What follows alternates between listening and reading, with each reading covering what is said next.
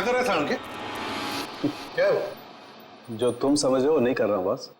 ये खाली glucose powder है। Glucose powder? अच्छा, फिर? और ये देखो, इस ब्रेसलेट पर ये जो निशान है ना, हाँ, ये स्क्रैचेस नहीं है। तो फिर क्या है? एक खास किस्म के निशान है बॉस।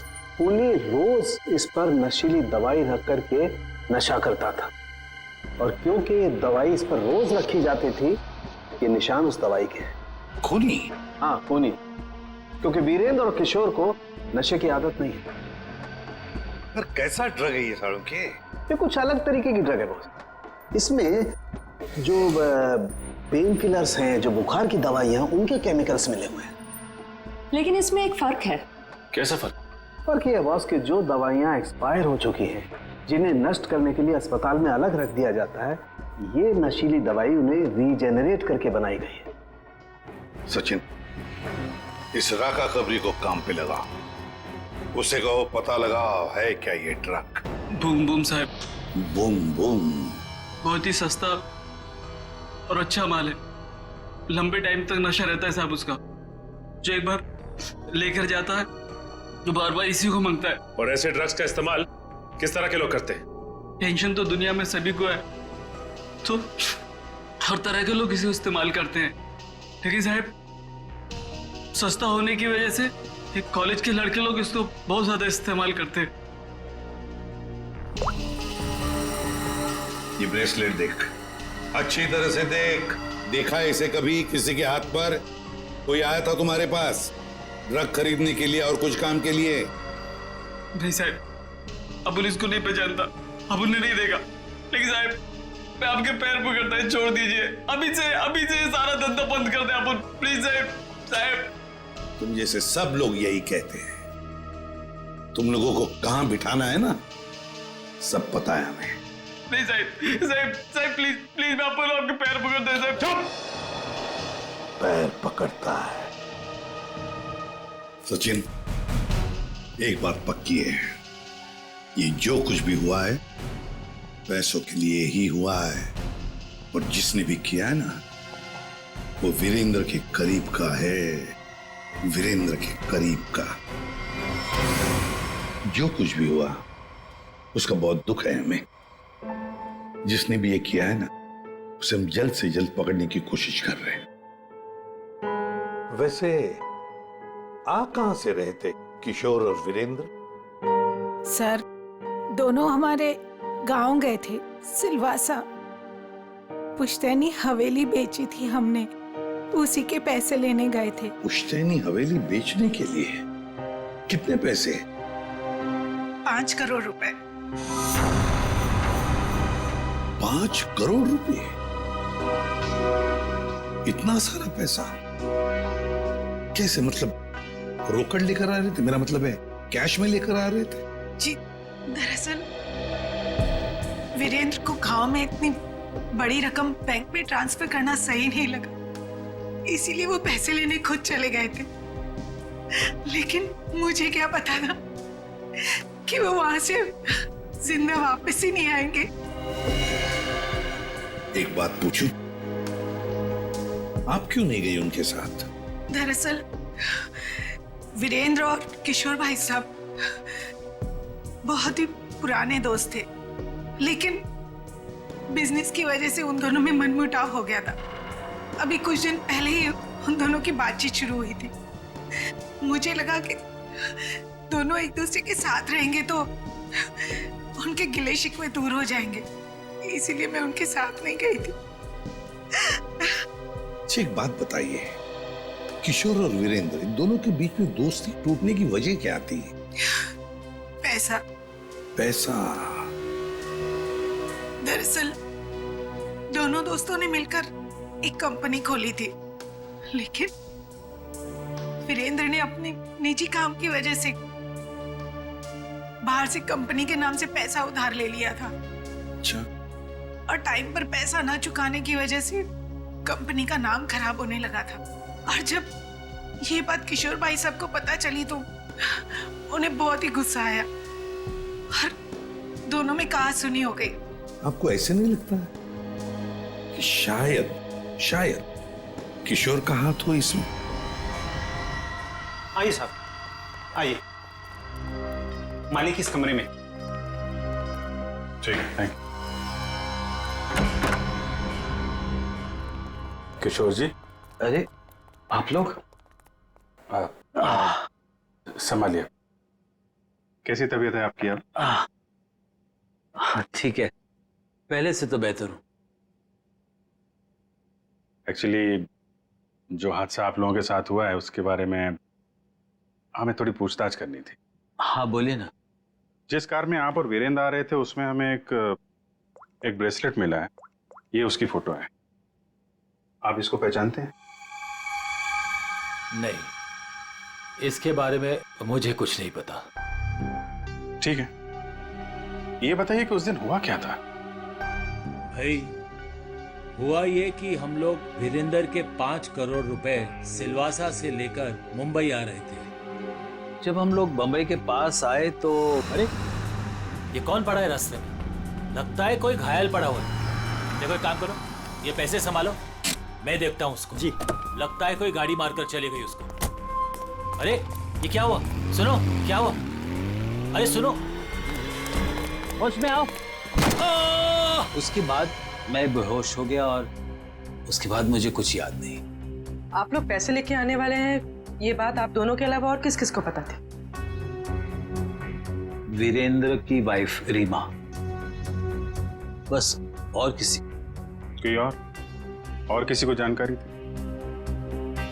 याद कीजिए, जब आप लोग बात कर रहे हो तो शायद उस समय कोई आया गया हो। बीच में मेरा नौकर गनू चाय लेकर आया था।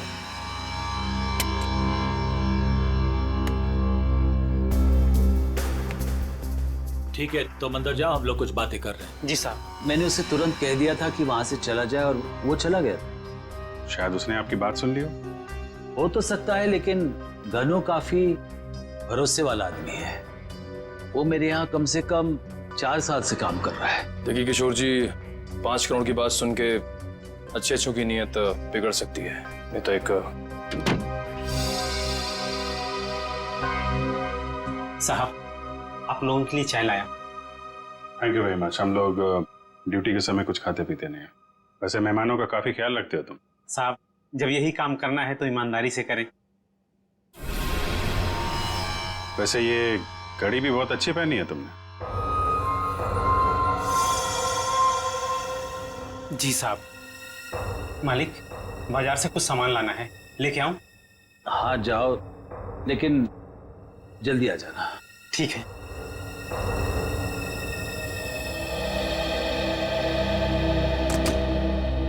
मतलब कोई और आया गया नहीं जब आप ये बात कर रहे थे पैसों की? नहीं, ऐसा तो, एक सेकंड, मुझे याद आ रहा है, उस वक्त वहां रीना का भाई करण आया था। करण? आई सी। लेकिन तब तक तो हमारी बातें हो चुकी थी। ठीक है, अभी आप आराम कीजिए, जरूरत पड़ी तो आपको दोबारा परेशान करेंगे। Ji sir. Thank you very much. अच्छा जी, बाय। ये जो नौकर है ज्ञानो, ये कुछ गड़बड़ लगता है, इस पर नजर रखनी पड़ेगी।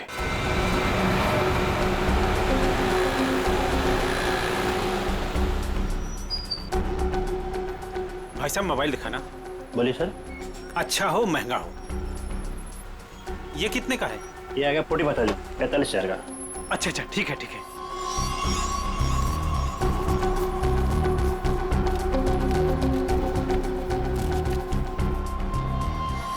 ये लीजिए पैसे। Hello hello. हाँ, अच्छा सर, आप लोग यहाँ? महंगी घड़ी, महंगा फोन है, कहाँ से लेके आया? बताता हूँ सर, बताता हूँ। उस दिन मैंने रौनक बाबा को फोन किया था कि किशोर साहब और वीरेंद्र साहब ढेर सारा पैसा लेने जा रहे हैं। कौन है ये रौनक? है रौनक बाबा किशोर साहब के खानदान की आखिरी निशानी है, उनके पोते हैं। लेकिन घर पे तो दिखाई नहीं दिया ये रौनक, और ना ही किशोर जी ने उसका जिक्र किया। वो हॉस्टल में रहते, वो घर ज्यादा नहीं आते हैं। तुमने ये पैसे वाली बात रौनक को क्यों बताई? रौनक बाबा को पैसे की जरूरत रहती थी। किशोर साहब उतने पैसे नहीं देते थे उनको, और वो जब घर आते थे तो वो उनके लॉकर से पैसे चुराते थे और मैं उनकी मदद करता था और वो मुझे आधे पैसे देते थे। एक बच्चे को सुधारने के बजाय तो उसे बिगाड़ रहा था। जैसे ही उस दिन मैंने पैसे की बात सुनी, मैंने रौनक बाबा को फोन कर दिया। मुझे लगा कि रौनक पैसों की चोरी करेगा और तुझे भी आधा देगा। क्यों? वैसे रौनक इतने सारे पैसों का करता क्या था? मैंने उनसे कभी पूछा नहीं। ये देख, ये देख, ये ब्रेसलेट रौनक का है? नहीं साहब, मुझे नहीं पता। वैसे बहुत दिन से वो घर नहीं आ रहे और मैंने उनके हाथ में देखा नहीं कभी। रौनक ने तुझे फोन करके बताया इस चोरी के बारे में? साहब, मैं 2 दिन से उनको फोन करने की कोशिश कर रहा हूँ, उनका फोन लग नहीं रहा। सर हो ना, रौनक का ही हाथ लगता है इस खून और चोरी में। कहाँ है रौनक का हॉस्टल? बता।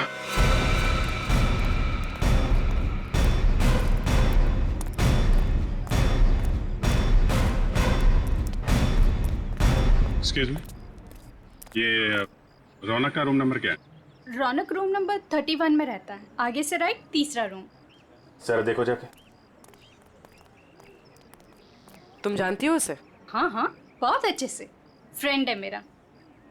क्या नाम है आपका? मेरा नाम नेहा है। पर आप लोग कौन हो? हम लोग सीआईडी से। सीआईडी? सब ठीक है ना? आप जरा ये फोटो देखिए ब्रेसलेट की। इसे पहचानती हैं आप? ये ऐसा तो बिल्कुल रौनक के पास है, मैंने गिफ्ट किया था उसे। पर आप लोगों को कहाँ से मिला ये? वहीं जहाँ पे रौनक ने इसे गिराया था। एक बात बताओ, ये रौनक ड्रग्स वगैरह लेता है क्या? नहीं नहीं तो। सच सच बताओ नेहा। हाँ सर, वैसे रौनक दिल का बहुत ही अच्छा लड़का है। पता नहीं उसे ये बुरी लत कहाँ से लग गई, और उस चक्कर में तो। किस चक्कर में? क्या किया उसने? सर उसने कुछ किया नहीं है सर। एक्चुअली रौनक ने किसी से बहुत सारे पैसे उधार ले रखे हैं। सर मतलब हमारा शक सही निकला, रौनक ने उधार चुकाने के लिए चोरी और खून किया। चोरी? खून? ये सब क्या कह रहे हैं आप लोग? जो तुम सुन रही हो, रौनक ने एक आदमी का खून करके उसके 5 करोड़ लूट लिए। ओह माय गॉड, इसका मतलब उस रात रौनक इन पैसों के बारे में बात कर रहा था। क्या बात कर रहा था? किससे बात कर रहा था? सर एक्चुअली परसों रात एक बहुत ही खतरनाक सा आदमी रौनक से मिलने आया था। प्लीज देखो, प्लीज मुझे अभी माल दे दो प्लीज। अगर 24 घंटे के अंदर मुझे मेरे पैसे नहीं मिले तो तू सीधा ऊपर जाएगा। देखो तुम परेशान क्यों हो रहे हो? मैंने कहा ना तुम्हारे पैसे दे दूंगा, लेकिन अभी के लिए माल दे दो प्लीज। और उसने रौनक को 24 घंटे की मोहलत दी थी पैसे चुकाने के लिए। रौनक ने मुझसे कहा कि उसके पास एक फुल प्रूफ प्लान है। फिर जब कल रात वो हॉस्टल लौटा तो मिट्टी से पूरा लथपथ था और पता नहीं डरा डरा सा लग रहा था। तो रौनक ने ये सारा कुछ ड्रग्स के लिए किया है। सर ये वार्डन राजेश जी का कहना है कि किशोर जी थोड़ी देर पहले यहाँ पे आए थे, अपने पोते रौनक को यहाँ से अपने साथ लेकर चले गए। निखिल, तेरा फोन लगाओ किशोर जी को। क्या बताया? क्यों लेके चले गए? हाँ साहब, पता नहीं क्या बात हुई, किशोर जी बहुत जल्दी में लग रहे थे। सर किशोर जी का फोन नॉट रीचेबल है। सर मतलब ये दादा पोते मिलकर ये खूनी खेल खेल रहे हैं। किशोर जी के घर चलना पड़ेगा।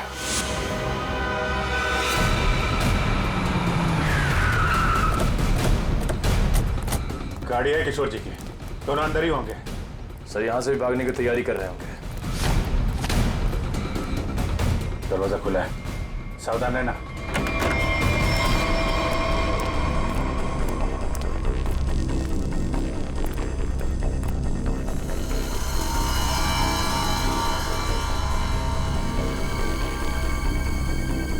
सर सारा सामान बिखरा पड़ा है। सर लगता है यहाँ पे हाथापाई हुई है। लेकिन ये रौनक और किशोर हैं कहाँ? देखो जरा।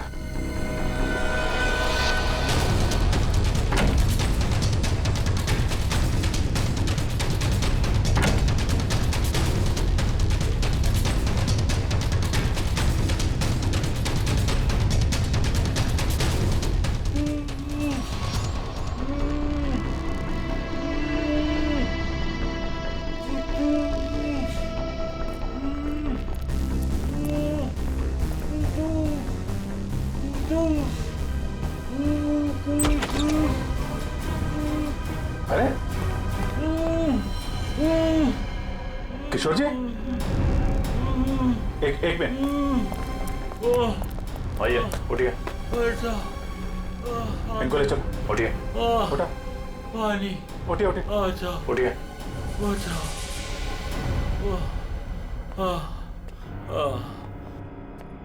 पानी दो इनको। Yes sir. पानी, बैठिए।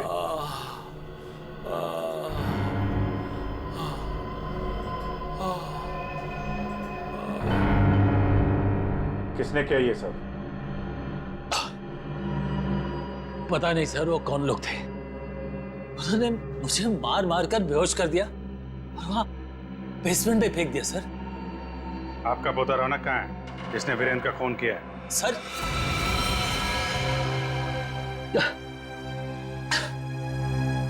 आपको रौनक के बारे में कैसे मालूम? आपको क्या लगता है आप रौनक के साथ मिलकर प्लान बनाएंगे, वीरेंद्र का खून करेंगे, उसके पैसे लेके फरार हो जाएंगे, हमें कुछ नहीं पता चलेगा? ये आप कैसी बातें कर रहे हैं? वही जो सच है।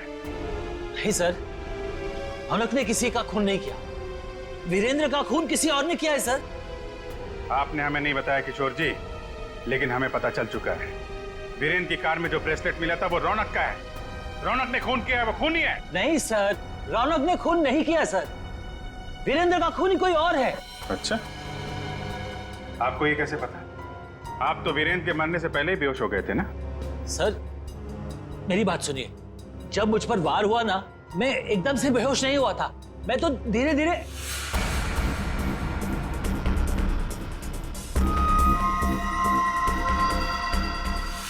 गन वीरेंद्र के पास गिर गई और रौनक को पैसे लेकर भाग गया। झूठ पे झूठ बोल रहे हैं आप किशोर जी। गन हमें वीरेंद्र की बॉडी के पास नहीं, वहां से काफी दूर मिली थी। और जब आपको पता चल गया कि रौनक पकड़ा जा सकता है, तो आप हॉस्टल से उसे ले आए और कहीं छुपा दिया? नहीं सर, मैं झूठ नहीं बोल रहा हूँ। मैं रौनक को हॉस्टल से इसलिए लाया ताकि मैं उसे जल्द से जल्द विदेश भेज दूं। उसकी जान खतरे में थी सर। मानना पड़ेगा सर किशोर जी को, क्या कहानी लिखते हैं, फिर से नई कहानी गढ़ डाली है ना? सर मैं कोई कहानी नहीं गढ़ रहा हूँ, ये सच बात है। जिन लोगों ने मुझे मार मार कर बेसमेंट में फेंक दिया बेहोश करके, वही लोग मेरे पोते को अगवा करके लेके गए थे। मुझे लगता है सर वीरेंद्र का खून भी उन्होंने ही किया है। हाँ सर, सच्ची। लेकिन वीरेंद्र का खून उसी गन से हुआ है जो हमें क्राइम सीन पे मिली है, समझे आप? एक मिनट, ये कह रहे हैं कि गन वीरेंद्र की बॉडी के पास थी। हाँ, जबकि गन हमें वीरेंद्र की बॉडी से दूर मिली है। तो कहीं ऐसा तो नहीं कि इनके बेहोश होने के बाद कोई वहां पर आया और उसने वीरेंद्र का खून किया और गन वहां छोड़ के चला गया? लेकिन सर ऐसा कौन करेगा? वही जो रौनक को झूठे खून के मामले में फंसाना चाहता है। सर उसी हादसे के बाद रौनक को धमकी वाले फोन आने लगे। किस बात की धमकी? वो पैसों की, 5 करोड़ की। पैसे कहाँ हैं? पैसे? सर वो रौनक मुझे पैसे के बारे में बता ही रहा था। बेटा तू घबरा मत, तू बता साफ साफ क्या हुआ। दादाजी वो पैसे। हाँ बोल। दादाजी बता कहाँ है पैसे? क्या कर रहे हो दादाजी ये लोग क्या कर रहे हैं? छोड़ो। जल्दी बता पैसे कहाँ हैं? मुझे नहीं मालूम पैसे कहाँ हैं, मुझे नहीं पता। तू ऐसे नहीं मानेगा। दादाजी ये लोग क्या कर रहे हैं? छोड़ो, इससे पता लगा लेंगे। दादाजी ये रौनक का सारा सामान कहाँ है? रौनक का सामान उसके हॉस्टल के रूम में। मुझे रौनक की जान की इतनी फिक्र थी कि सब कुछ छोड़ के रौनक को घर लेके आ गया। रौनक का हॉस्टल चेक करना पड़ेगा। आइए सर, यही है रौनक का कमरा।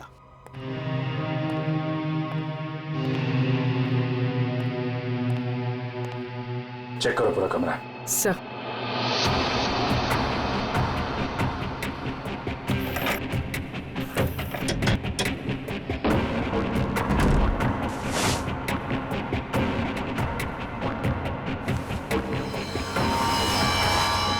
सर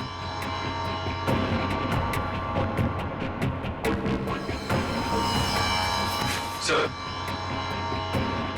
ये रौनक के कपड़ों पे, जूतों पे मिट्टी, इसके बारे में कुछ जानते हैं आप लोग? हाँ सर, कल उसने यही कपड़े पहने थे। मैंने उससे पूछा भी था, उसने बताया कि वो कहीं गिर गया था। बस के टिकट से जनक नगर? ये बस स्टॉप तो वहीं पे है, जंगल के पास, जहाँ पे वीरेंद्र का खून हुआ था। कहीं सारे पैसे उसने उस जंगल में तो नहीं छुपा दिया?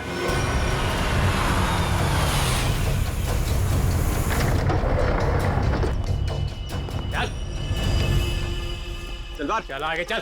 थोड़ा सा पता किधर है? थोड़ा सा बुम बुम दे दो वरना मैं मर जाऊंगा। चल उधर, पता किधर है? मैं बताता हूँ, लेकिन पहले थोड़ा सा माल दे दो ना प्लीज, वरना मैं मर जाऊंगा। होशियारी बनकर जितना बोला उतना कर। पहले पैसे निकाल, उसके बाद माल मिलेगा। हाँ तुम्हें पैसे मिल जाएंगे, प्लीज थोड़ा सा माल दे दो प्लीज। अबे एक बार बोला तो समझ में नहीं आता है क्या? जब तक पैसे नहीं देता है ना, तब तक पैकेट को छूने भी नहीं दूंगा। अब जल्दी से बता पैसे किधर है, वरना ये पैकेट तुझे कभी नहीं मिलेगा और तू ऐसे तड़प तड़प के मर जाएगा। नहीं, उस तरफ। उधर है? हाँ, उस तरफ। चल फिर, चल जल्दी।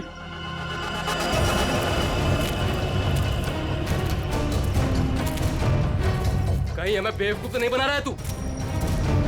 सीधा ये यहाँ से। सीधा? थोड़ा माल। कहाँ से? एक मिनट। कब किधर है?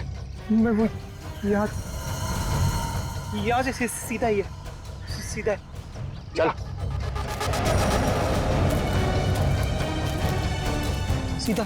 तो थोड़ा दे दो ना प्लीज तो थोड़ा दे दो, वरना मर जाऊंगा मैं। और कहाँ जाना है? बता जल्दी। वो रहा निशान। बेवकूफ तो नहीं बना रहा हम लोग को? नहीं, ये खड्डा है। चल ये खड्डा है, यहाँ पे मैंने बैग दफना है। प्लीज मुझे थोड़ा सा माल बंद कर, पहले बैग निकाल। थोड़ा सा माल दे दो ना, यहाँ तक तो ले। बेवकूफ समझ के रखा है क्या? पहले पैसे निकाल, बाद में माल मिलेगा। चल जल्दी कर। ठीक है चल निकाल। तो मैं जल्दी कर। चल जल्दी कर। थोड़ा बैग निकाल।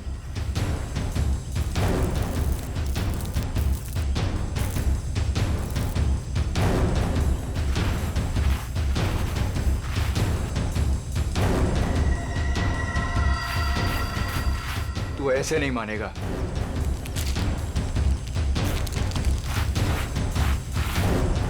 देख, जितना टाइम लगाएगा ना, उतना ही माल गिरता जाएगा जमीन पर।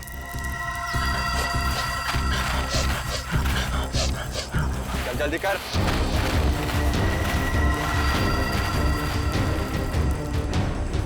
खत्म हो रहा है, जल्दी कर। चल, फेंक दूंगा सारा। लगता है हमारे अलावा कोई और भी आया है इस जंगल में। तू कर जल्दी करते रहे। जल्दी कर।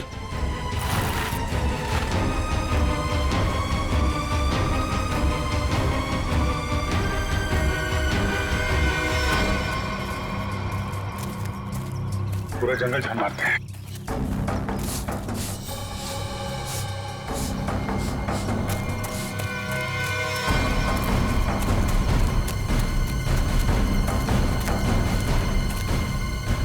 वो देखो,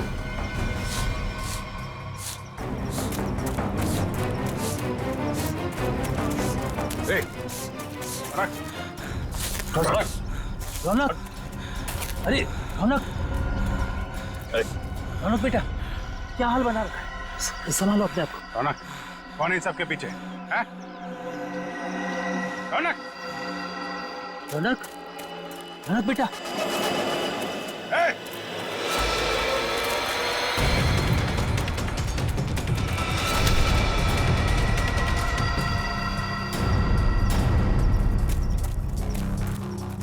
कौन है तू? हैं?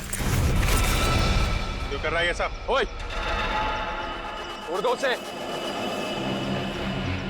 वरना मैं इन दोनों को मार दूंगा। इन दोनों में से किसी को खरोच भी आई ना, तेरा ये आदमी तो गया।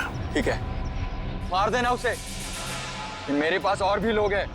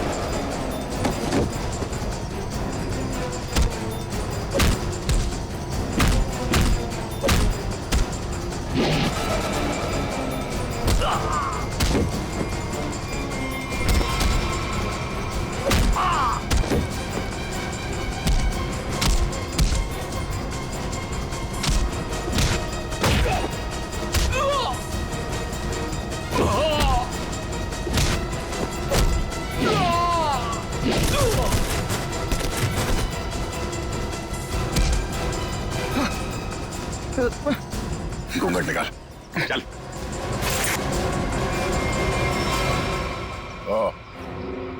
वांटेड ड्रग माफिया रजनी का बेटा दिलावर।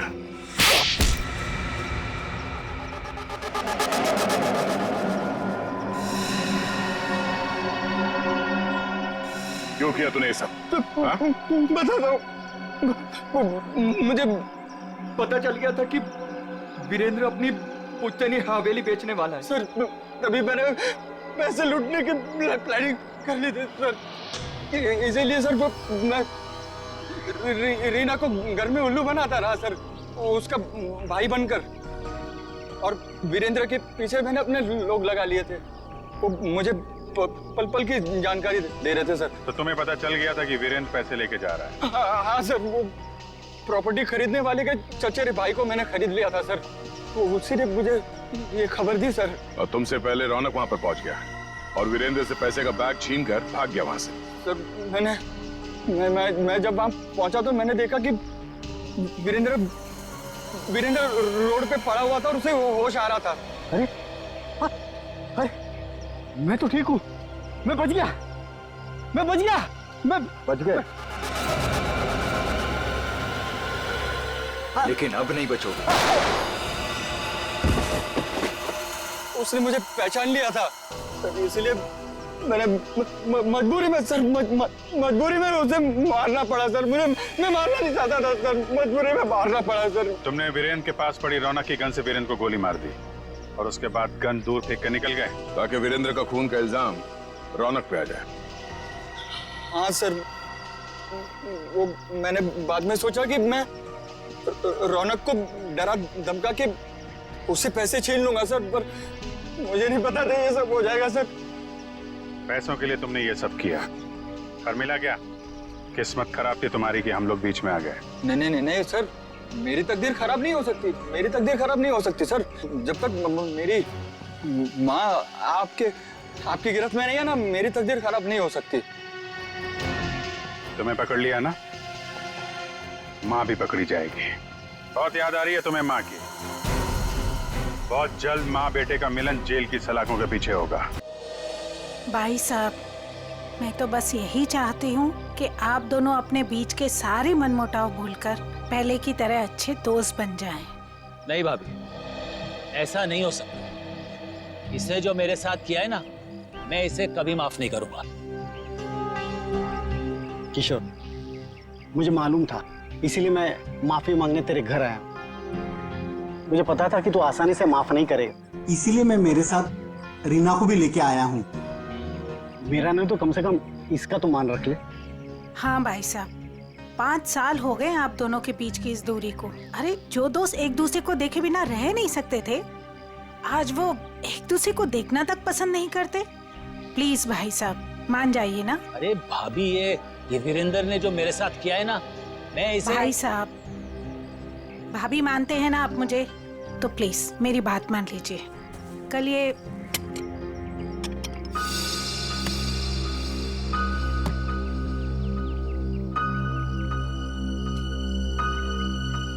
ठीक है, तुम अंदर जाओ, हम लोग कुछ बातें कर रहे हैं। जी सर। हाँ भाभी, आप क्या कह रही थी?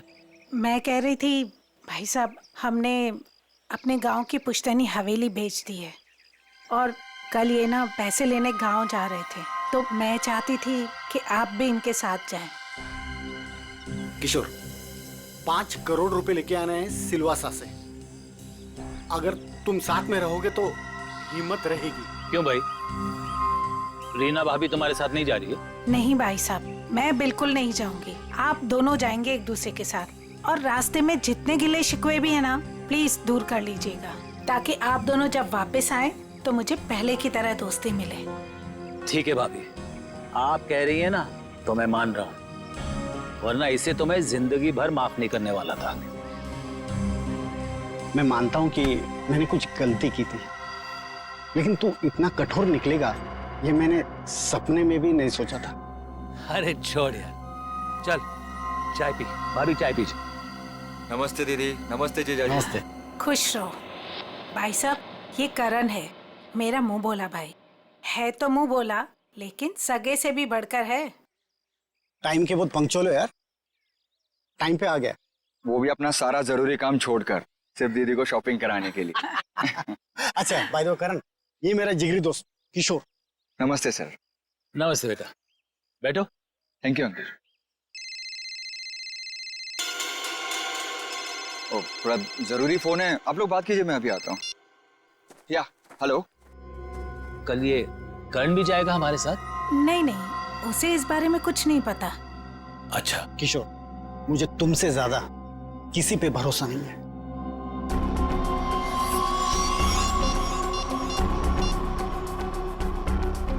हेलो, मालिक कल 5 करोड़ रुपया लेने के लिए वीरेंद्र जी के साथ उनके गांव सिलवासा जा रहे हैं।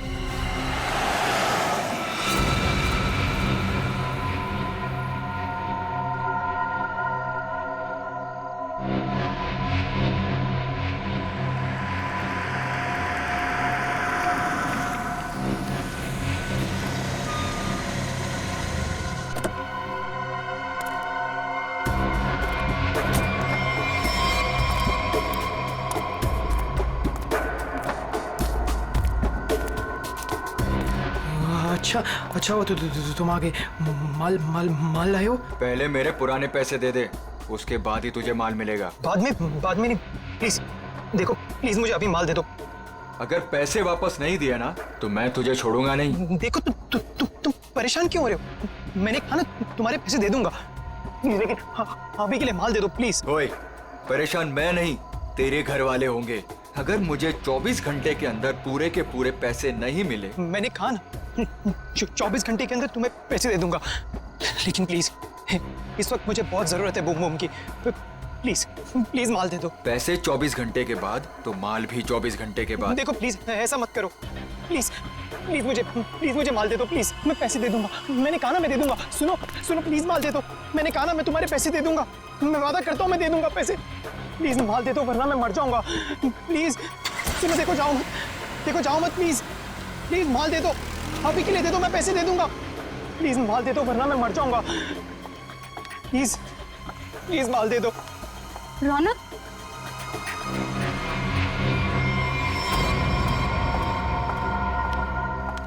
ये क्या हालत बना रखी है तुमने?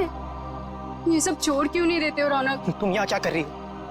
तुम्हें कहा था ना मैंने यहाँ नहीं आने के लिए, फिर यहाँ क्यों आई?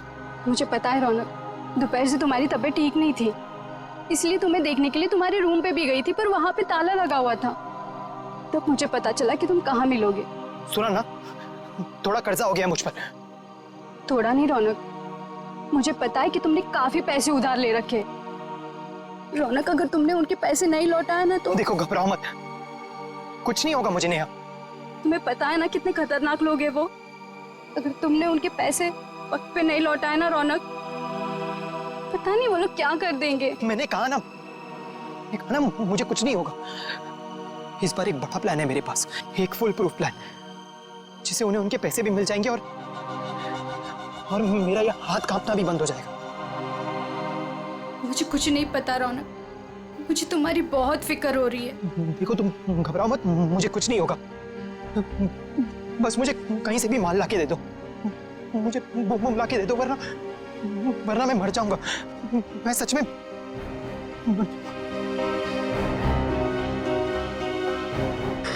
रौनक,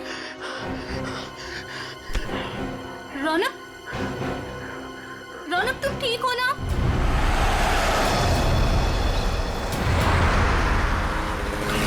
किशोर, तूने मुझे माफ तो कर दिया ना भाई?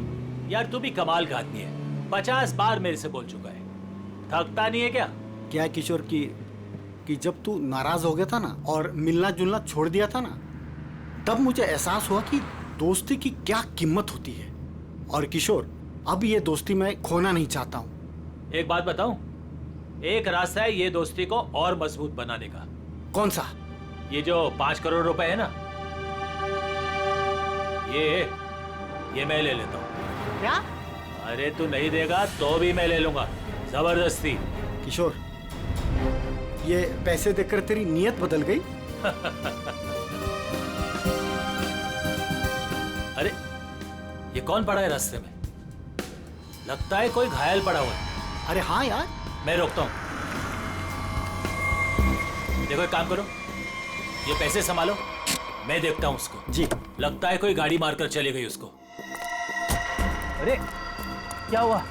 सुनो, क्या हुआ? अरे भाई साहब, होश में आओ।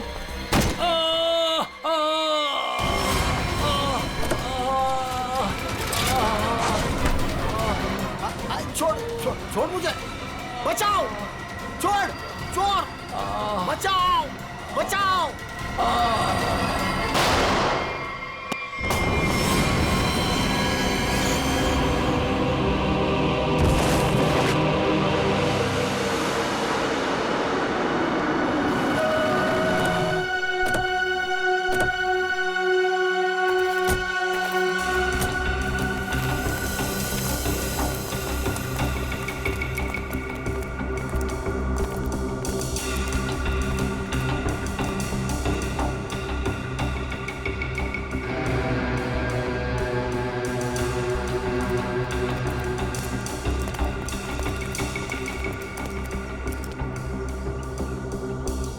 साळुंखे, देख जरा जिंदा है क्या? सर, इसका नाम किशोर है सर। गहरी चोट लगी, इसमें बेहोश हो गई, तुरंत हॉस्पिटल भिजवाना पड़ेगा। फ्रेडी, मैं एम्बुलेंस को फोन करता हूँ सर। हाँ जल्दी।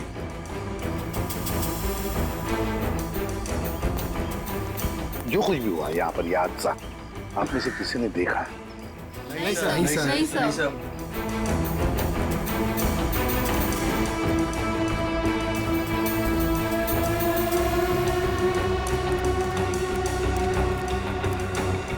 बॉस, पॉइंट ब्लैंक रेंज से गोली मारी गई। गन पाउडर लगा हुआ अभी भी घाव पर। हाँ, ये देख सर, उनके खरोच के निशान है हाथ पर। लगता है खूनी के साथ हाथापाई हुई है। सर पे भी चोट लगी है, लगता है इनका सर किसी चीज से टकराया है।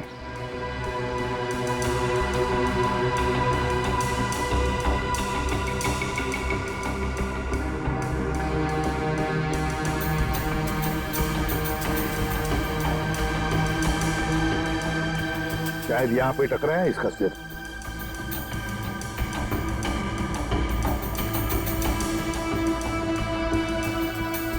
सर, गाड़ी के अंदर से हाँ, इन नोटों की गड्डी मिली है और ये टूटा हुआ है। लगता है ब्रीफकेस का टुकड़ा। ब्रीफकेस का ही टुकड़ा है।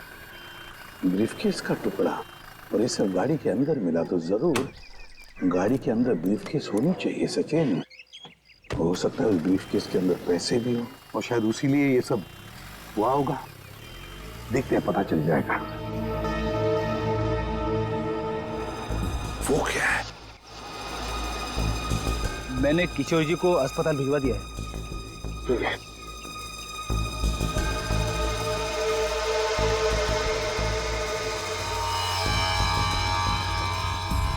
ब्रेसलेट, इस पर नाम वाम का कुछ भी नहीं है इस पर। साळुंखे, जरा देख तो कुछ पता चलता है क्या इस ब्रेसलेट से?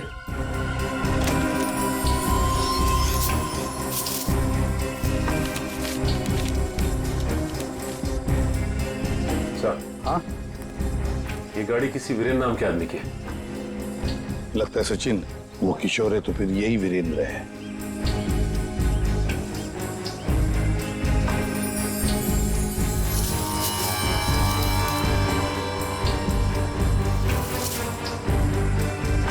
गन सर, आप रेडी?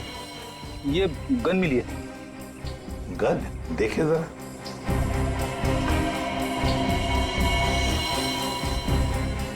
दे दो तरीका को। तरीका बॉस, इस ब्रेसलेट पे एक किस्म का केमिकल है। अब वो कौन सा केमिकल है ये लैब में ले जाकर पता चलेगा। ठीक है।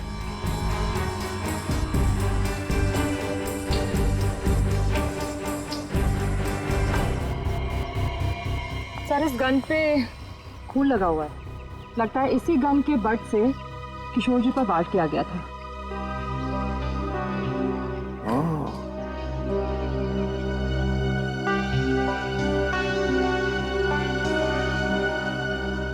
गाड़ी,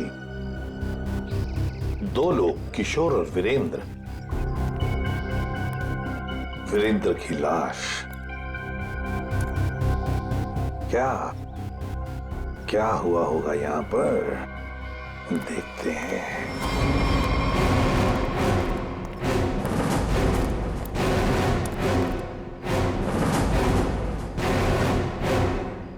किसी न किसी वजह से गाड़ी यहां पर रुकी। किशोर गाड़ी में से बाहर निकला, उसकी पीठ इस तरफ थी, बस उसी में किसी ने आकर उसे यहां सिर पर वार किया और किशोर यहां पर गिर गया। हो सकता है ब्रीफकेस में पैसे थे। वीरेंद्र शायद पैसे की बैग लेकर अपने आप को बचाने की कोशिश में भाग रहा था। खूनी ने उसे देख लिया और दबोच लिया। दोनों में हाथापाई हो गई। वीरेंद्र को पॉइंट ब्लैंक रेंज पर गोली मार दी। ये जो कुछ भी है पैसों की वजह से ही हुआ है, पर किस